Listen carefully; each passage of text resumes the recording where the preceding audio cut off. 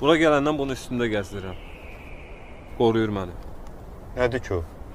Ziyarətdən gətiriblər, tikandır. Pis gözlərə batır, düşməndən də qoruyur. Baxım ona. Əlini təmizləyir. Təzə yumuşam.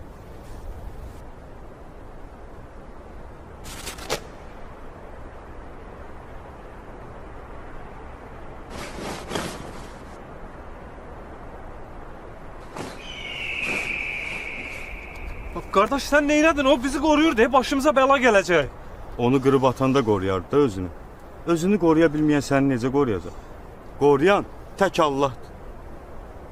Qorumaq istəyirsənsə, peyğəmbərlərin etdiyi kimi dua et.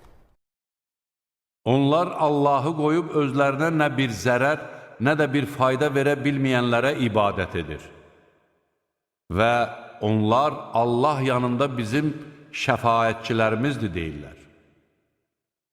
De ki, yoxsa Allaha göylərdə və yerdə bilmədiyi bir şeyi mi xəbər verirsiniz?